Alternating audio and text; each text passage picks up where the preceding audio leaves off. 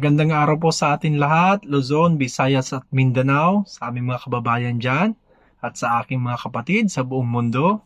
Yan, isang mapagpalang araw sa atin lahat. At ito naman, may panibagong topic tayo ngayon. Ito nga po ang ikalawang patawag kay Epipanyong Labradong. Dong, pag-surrender na diha. Kaya po ako natatawa dito kay Dong na Bisaya, kay Labradog, kay Epipanyang Labrading, o di ba, ang dami mo ng pangalan ngayon. Yan. Kasi may binanggit siya na sa mga una niyang tapang-tapangan na video, yan, na kahit 1,000,000 ba yon? 1,000,000 o 1,000,000, kaya daw niyang harapin. Pero ang totoo, sa unang pagkakataon, hindi po siya sumipot. Sa pangalawang pagkakataon, hindi siya sumipot. Di ba? At kasama po natin ngayon ang tinig ng karunungan na ngayon ay nakamit na po o naabot nyo na po ang 100,000 subscriber sa YouTube. Congrats po kapatid. Yan, siguro wala pang 2 buwan, 3 buwan, million subscriber na po yan. Nakakatuwa itong kapatid na to. So yun, tuloy na po tayo sa ating topic ngayon. Ito po ang ikalawang pagkakataon na hindi po sinipot ni Asong Labradog ang kanyang patawag na galing po sa piskalya na kanya naman inisnab. At bago po ang lahat, sa mga hindi pa po nakaka-subscribe dyan, yan, sa mga bago po ako na nakita, yan, please subscribe po sa ating channel. At dito po kay Tinig ng Karunungan, yan, papasyal na rin po. Napakasulit po ng impormasyon niyan. Hindi po yan nag-vlog ng mga gawa-gawa lang.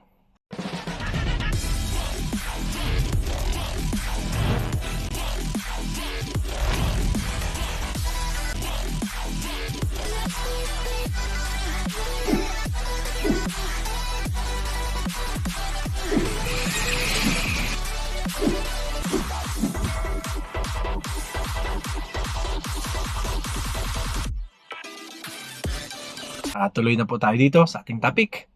Ayan. Play ko na lang po ito. At mas malinaw po ito na mas maintindihan ninyo. At i-share ko rin po ang aking pangyayari pag kayo po ay napapatawag dyan sa Office of the Prosecutor. Kaya ako hindi ko natatakot eh. Kahit pagkasuhan ako ng 100 beses ng iglesia ni Manalo, no? Kahit pa 1,000,000 kaso pa. Pinatindi pa. Hindi ako natatakot dyan. Bakit? Kayang harapin niya ng abogado. Kayo. Kita mo na? Kaaga-aga, ha, pinapatawa talaga ako ng linyahan mo eh. Nako. Di bali, magandang araw po mga kababayan, mga mahal na kapatid. Patuloy po kayong nakikinig sa Tinig ng Karunungan. Kaaga-aga, ang almusal ko puro tawa. Kasi naalala ko yung linyahan na iyon ni Epi sa isang bahagi ng video niya na in-upload po dito sa YouTube. Ang sabi niya, batay sa napanood at napakinggan natin, kahit nakasuhan ako ng Iglesia ni Cristo ng 100 beses, 1,000,000 o daw. kahit na ng 1,000,000 beses pa, hindi ako matatakot. Bakit daw? Kayang harapin niya ng abogado ko. Kaya pala, noong February 13, Yun po yung nang patawag. may isang representante ni alaga mong unggoy dyan sa gubat kung saan ka man naroroon, walang dumating sa City Prosecutor Office ng Caloocan. Yun. Bakit? Kasi mga kababayan, mga kapatid, para sa inyong kaalaman po, akala siguro ni Epipanyo Labrador, hindi tayo kakagat. Biro-biro Sa lang, hapon niya. kumbaga. Akala niya siguro hindi natin papatulan yung kanyang naging paninira, pangyuyurak sa atin, sa kapatiran sa Iglesia ni Cristo, maging sa ating namamahala. Ngayon, may nagsampa ng reklamo laban sa kanya sa iba't ibang panig ng Pilipinas. At ang pangunahing gumugulong na proseso ng batas ay yung nandyan sa Caloocan. Yun. Isa pa lang Kaya yun, ha? noong February 13, nag-set ng mediation yung City Prosecutor para pagharapin yung panig ni Epipanyo Labrador pati ng ating mga kapatid sa Iglesia ni Cristo na naghain ng reklamo. Dumating nga doon sa City Prosecutor Office ang ating mga kapatid, mas maaga pa kaysa sa itinakdang oras, pero wala ni anino ni yung abogadong sinasabi niya na kayang humarap sa kaso, hindi nakita doon sa opisina. Nag-antay ng ilang oras yung ating kapatid, kasama yung legal team ni Anino ni Labrador, hindi nakita. Asan ngayon yung sinasabi? Ito po yung gumugulong na kaso ng pangalawang patawag. Ito po yung isa pa lang, bukod pa po dun sa parting Paranaque na nagsampa din po ng kaso. So, hindi po siya sumipot sa pangalawang patawag. Malamang dun sa Paranaque, baka hindi rin dito sisipot. Kaya patong-patong na talaga ito. Di ba? Binyang abogado na kaya daw humarap, talagang itong taong ito, lalong napatutunayan natin sa mga nasasaksihan nating realidad, na bukod sa wala siyang kredibilidad, dahil nga siya ay merong mapait na nakaraan, kasi sabi niya sa isang video niya, nakapatay na daw siya, nakulong na daw siya. Siya mismo nagtapat tapos niya. meron pa siyang qualified theft. Bukod doon, talagang delusional na at puro gawa-gawang kwento na lang lamang talaga yung kanyang inirarasyon doon sa mga nauuto niyang taga-suporta niya. Ngayon, mula nang hindi nga natuloy yung mediation noong February 13, yung doon sa City Prosecutor Office ng Caloocan, nireschedule ngayon. Opo, pangalawa yan, pangalawa. February 20, yung itinakdang petsa ulit ng nasabing opisina para sa mediation. Alam niyo mga kababayan, magkakapatid, yung mediation, ang gagawin dyan, ang ginagawa dyan usually, paghaharapin yung dalawang panig. Yung nagre-reklamo at yung inirereklamo. Paghaharapin sila at merong namamagitan. Siyempre, mamamagitan doon for sure, abogado. Na ang abogadong yun, yung magmumula sa opisina ng prosecutor ng... Tigil ko lang. Base po sa aking karanasan, nung ako po ay napatawag sa kasong cyber libel, mabanggit ko lang kasi nabanggit ko naman sa aking mga nakaraang upload na video, parang yung last ko yata na upload. Yung unang patawag po niyan, bibigyan siya ng kung hindi niya talaga na-receive yung copy, sana makaabot nga talaga ito kay Labradog. Yung unang patawag po niyan, kung hindi niya na-receive, kasi gagawa po siya ng counter affidavit diyan. Sa unang patawag niyan, tatanggapin niya yung complaint, nandun po sa dokumento yon. Then i-receive niya yun mismo doon sa patawag, then i-re-rescue diyan para counter affidavit. Kumbaga gagawa siya ng counter affidavit laban dun sa isinampang kaso. Yun po yung pangalawa na kanilang paghaharap. Isasabit niya na yung counter affidavit. So, ang mangyari po dyan, batay po sa aking naging karanasan, hindi po kami ng prosecutor's office dyan. Kumbaga, hinanapan lang po kami ng mga ID, sa kabila, pare-parehas po yun, magpipresent po kami ng mga valid ID. After po niyan, submit ng counter affidavit, then hiwa-hiwalay uli kami. Pagkakaroon po uli yan ng reschedule para sa pangatlo, para naman tanggapin uli kung mag-insist pa po yung nag-complain ng tawag nito, may isang tawag po doon, kumbaga affidavit ng complaint, counter affidavit, tapos kung i-emphasize pa uli nung complainant yung kanyang reklamo. Tapos sasagutin uli yon. Kaya minsan umabot po yan hanggang 4 na patawag. Sana makarating na ito sa'yo. AP, diba? Panibago mong pangalan. Yan. Labradog, sana makarating na ito. At harapin mo ito. Hindi po ito biro. Hindi po ito biro. Kaso po ito na kailangan mo linisin ang pangalan. Total hero ka naman sa iyong mga nauto na mga followers, diba? Kung talagang matapang ka, dito mo ilabas. Katulad ng sinabi mo dun sa video na kahit 1 milyon pa. Di ba? So, yun yung pwede mangyari. Nasabing syudad. Sana nga ito, mapanood ito.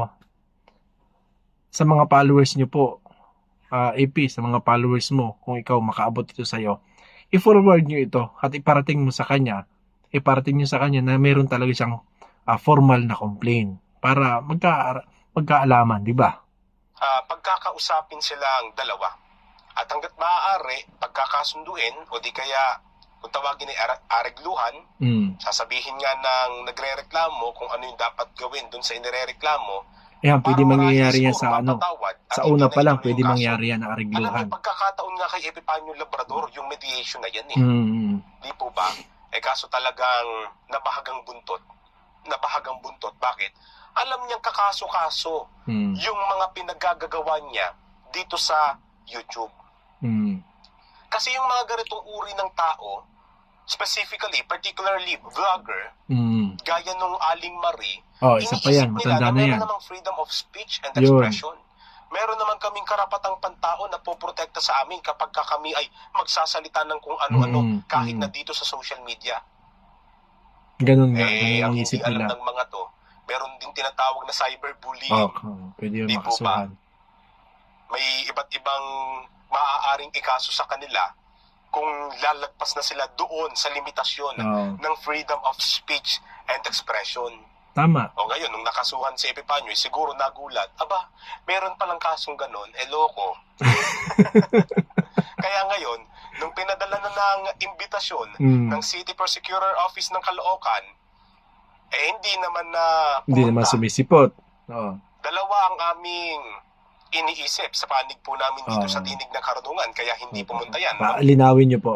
Ito ay paliwanag na rin para doon sa mga kababayan at mga kapatid natin na hanggang ngayon nagtatanong, akala ko ba meron ng hakbang na ginawa ang mga kapatid sa Iglesia ni Cristo laban kay Epifanio Labrador, bakit hanggang ngayon hindi pa rin nahuhuli yan? May process tayo. Una, kaya po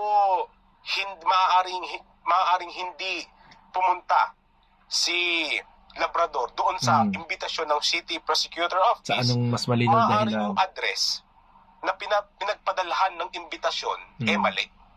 Isa yan O di sa kaya dahilan. doon sa address na yon hindi na doon nakatira si Epifanio Labrador. Ano Pwede po ba yung mangyari. pinagbatayan? Ano po ba yung pinagkuhanan ng impormasyon ng address ni Epifanio na pinapagdalhan ng imbitasyon? Di yung address niya doon sa order of arrest sa kanya noong 2017 na may kaugnayan nga sa qualified theft. Pinakita na namin sa inyo, papakita ulit namin sa screen yung kopya ng order of arrest niya. Napakalinaw. Ayan po.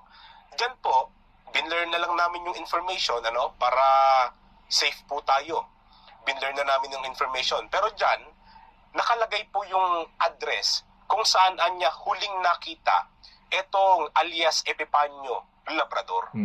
Pag sinabing huling nakita, maaaring diyan siya huling nakitang nakatira o di kaya ay diyan siya huling nakita na kumbaga yung physical na anyo niya diyan huling namataan. Kaya diyan na nai-address. Yan ang maaaring pinagbatayan nung naghain ng mga kapatid natin ng reklamo laban kay Epifanio Labrador. Yung address na yan yung kinuha at dyan din ipinadala yung imbitasyon ng City Prosecutor Office tungkol po dito sa ikinakaso natin o inirereklamo laban sa kanya. Ngayon, kung hindi na doon nakatira si Epifanio Labrador, talagang hindi niya matatanggap yun. Tama. Kaya eto, kung mapapanood tayo ni Epifanio Labrador, Sana nga makarating. kung hindi mo man natanggap o nakita yung imbitasyon, ako na nagsasabi sa iyo. Meron kang imbitasyon sa City Prosecutor ng Caloocan. Pwede kang pumunta doon. Iparating po natin ito sa kanyang mga masugid dyan ng mga followers. Doon dahil sa imbitasyon lang naman yun. Iparating para niyo sa po. mediation. Pero hindi ko sinasabing sumuko ka. Pagkakausapin ka lang naman, diba? Paghaharapin lang naman kayo ng mga kapatid namin na nagre-reklamo sa iyo. Baka kasi may kumurot daw Pwede ka namang humingi ng tawad. Pagkakataon mo yun, baka sabihin mo, hindi mo pa alam yan. Iparating niyo po. Yung ikalawang nakikita namin na rason kung bakit hindi sumisipot yan si Epi sa imbitasyon ng City Prosecutor. Ano po dahilan? Siguro alam niya.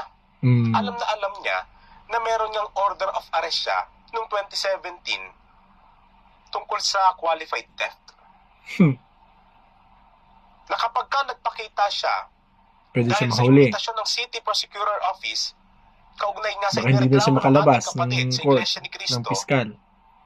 talaga mauungkat yung order of arrest sa kanya Nako. noong 2017. Hindi na makalabas yan. O edi, mas patong-patong lalo yung kaso na kahaharapin niya.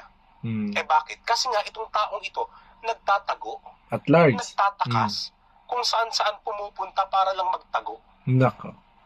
Lalo Yan nagka-problema ang siya. sinusuportahan ng mga kritiko pa natin dito sa Tinig ng Karunungan na ipinagtatanggol pa yung taong yan.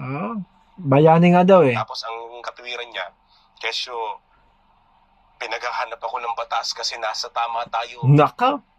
Tapos, analogy niya pa, si Kristo noon, na si Kristo nga eh. Nung unang nagsabi siglo, doon ng totoo. Si Jesus Christ, yun ang termino niyo eh. Nung unang siglo, siya ay, kumbaga, hinuli din daw, pinahirapan din daw, kasi raw, nagsasabi ng katotohanan. Doon niya inihahambing yung kanya sarili. Lakas ng apog, ano? Iba si Kristo sa'yo. Ha? Iba si Kristo sa'yo. Ang Panginoong Hesukristo, dokumentado, merong Biblia, na kung saan doon nakatala na talagang katotohanan yung sinasabi niya. Pero kasi ikaw, iba yung dokumento na nagsasabi ng pagkatao mo. Panluloko. Anong dokumento yun? Di yung order of arrest. Ano yung sinasabi sa'yo ng order of arrest? Meron kang kasong qualified theft. Diba? Merong nagre-reklamo sa'yo. At ang Panginoong Hesukristo, hindi na dokumento na nagbabanta. Tama. Ni hindi rin na dokumento hindi na nasumpungan ng itala sa kasalanan Biblia niya. na nasumpungan ng daya yung kanyang bibig. Tama. Ikaw puro pandaraya ang bibig mo. Sa paanong paraan? Pambibintang, pagpaparatang, sa paraang nagpapahayag ka ng mga bagay na wala namang matibay na batayan ni ebidensya. Tama. Kasama po yung panghuhot-dot niya sa kanyang mga supporters ng mga nabubulag niya at mga naluluko niya. Di ba? Pandaraya din yun, di ba? Sino ngayon ang matinong kaisipan?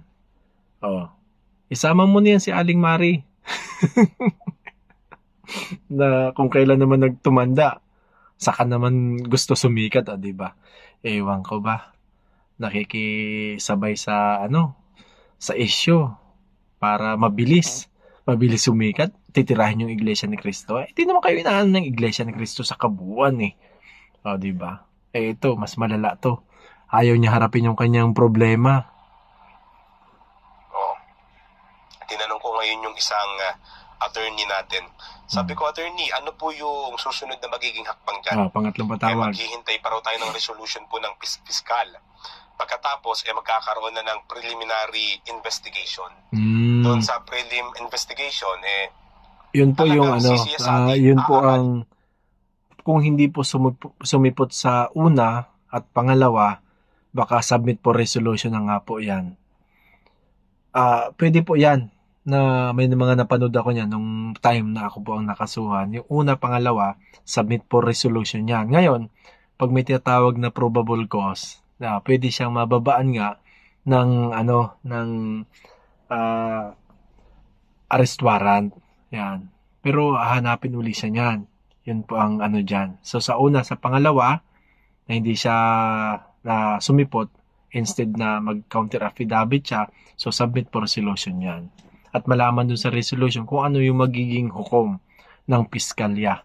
Kung iakit siya ng korte o diretsa na nga. Diba? Kaya nung time na ako ang nagkaroon ng ganyang kaso, kabado ako at never talaga ako pumalya. Kasi baka nga umabot sa ganon. Kaya iba na yung nag-iingat na pag may patawag, punta lang ng punta. Ito nagtatago eh. Kaya problema. Ng mga kinauukulan, yung kung mayroon bang talagang batayan, yung mga ebidensya na ating ipinasa sa kanila, yun. para Probable itong cause. Ito makasuhan talaga. Po ba? At kapag talagang napatunayan, doon na lalabas maaari yung warrant of arrest. Warrant of arrest ulit. Talagang doon hindi na makakapagtago kung saan-saan lang si Epi. Nako. Talagang kailangan niyang magtatago sa gubat talaga at sa bundok. Doon siya At large. magsusuliksik. Kasi pagka nagtago siya sa syudad at namataan siya ng kinauukulan doon ng mga kapulisan natin at namukaan siya, di huli siya. Bakit? Merong warrant of arrest No? Kaya wag mo nang antayin pa, Epi. Kung ako sa'yo, pumunta ka na. Tanggapin mo na yung imbitasyon. Maaari ka nang para panindigan niya ang sarili niya. Para, syempre. Pero sabi ko nga, haharapin mo rin yung pagkakamali mong nagawa. Yung paglabag mo sa batas. Imbis na magtago, maganda ngayon talagang harapin niya para makapag-counter affidavit siya. O, di ba? May madipinsan yung sarili niya. Dapat ganun ang mangyari. Yung parating pa na na naihabla uli ng kaso dun sa ibang lugar. Problema talaga ito. So, nako. Baka nga hindi na nakakapagtulog doon sa gabi. Kaya yung mga bantay niya natulog. Sabi ni Rondinews TV, paano daw makabantay yung tulog? Di ba naman si Raulo? Pamarisan. Karapatan naman namin yan sa loob ng Iglesia ni Cristo sapagkat kami mamamayan din ng Pilipinas, di po ba? Tama. Kaya Epi, sa susunod kasi, bago ka magngangangaw-ngaw, isipin mo muna. Ilang samahan na, ilang tao na yung niyurakan mo. So, isa pa lang kami sa mga niyurakan mo ang umaksyon. Paano pag umaksyon lahat yan? Problema. Pwede lalo kang nasa kote. Di po ba? Talagang miserable na buhay ng taong ito Hindi na nakapamumuhay ng malaya. Tama. Oo, sabihin na natin merong sumusuporta sa likod mo. At talagang iniimbestigahan na rin namin kung sino. Maaari. Pero tanong, nagagamit mo ba sa matiwasay at maalwang paraan yung natatanggap mong pera? Tama. O baka nagagamit mo na lang yan sa pangkain mo sa araw-araw? Di ba, Epi, kapag ka mayroong pera, mas masarap gamitin din yan bukod sa pangkain mo. Nagagamit mo sa paglilingkod sa Panginoong Diyos, sa pagtulong mo sa kapwa. Kung minsan may pagkakataon, pwede kang gumala. Tama. Di ba? Pwede kang magkaroon ng kaaliwan, pumasyal ka kung saan-saan. Ikaw, wala na. Bundok na lang, liglig. Naitambak mo na yung pera mo. No? Asan ngayon yung abogado mo? Pampiyansa din niya. Asan ngayon yung abogado mo? 1 million Nag-antay daw. kahapon yung mga kapatid na naman namin sa pananampalataya doon sa City Prosecutor Office ng Caloocan. Pero wala na namang dumating ni abogado mo na pinagmamalaki mong kayang humarap. Isipin mo wala pang 100 o wala pang 100 yung nagsampa ng reklamo sa'yo. Hindi pa umabot ng 100. Pero kung makapagyabang ka na kahit 1 milyon, kayang harapin ng abogado mo, wagas. Dito pa nga lang. Hindi man na sumisipot. Isa pa lang yung gumugulong na proseso na nagsampa ng reklamo sa'yo. Isa pa lang, hindi mo na kayang harapin.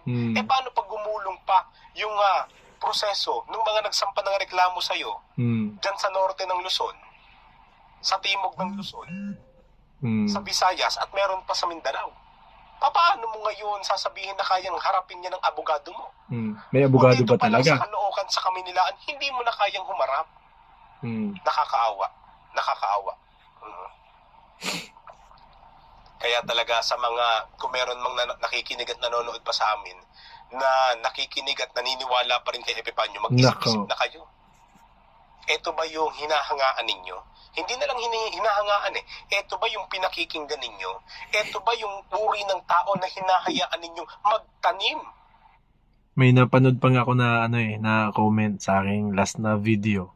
Sabi niya, mas maganda pa raw si Epifanio kasi tunay na makabayan. Di kumpara nitong Iglesia ni Cristo na puro lang panghutot sa politikang nalalaman, di ba? Saan kayo nanggagaling mga impormasyon na yun? O isa rin sila sa mema lang? Di ba? Nakakaawa talaga yung mga taong mangmang. Sorry for the word pero hindi man lang inalam kung ano ba talagang kalagayan, ang tunay at totoong kalagayan ng Iglesia ni Cristo. Basta lang kaya nakakapanggigil, di ba? Lalo na ngayon. Ng isang uri ng pag-iisip sa inyong pagkatao. Isang taong walang paninindigan, isang taong walang isang salita, taong walang kredibilidad, yan, taong questionable yung mga sinasabi. Magbago kayo. Tama. May pagkakataon pa para magbago kayo. Huwag na kayong makiisa sa kasamaan ng pag-iisip ni Epifanio Labrador. Dahil pag nagkataon, hindi ninyo basta magagamit lang yan sa panandaliang panahon. Dadalhin nyo yung kasama ng pag-iisip na yan hanggang sa patuloy na pagtanda ninyo. At hindi nyo namamalayan, lumiliit na mundo ninyo. Bakit? Kasama Pagka naman, meron ka masamang pag-iisip, sa mga aso. ano na magagawa mo, masama din Diba? Kaya nga sabi nila, ang utak ay makapangyarihan. Tama. Kung may pagkakataon, talagang hindi na rin natin alam ginagawa natin, pero kinokontrol na tayo ng isip natin.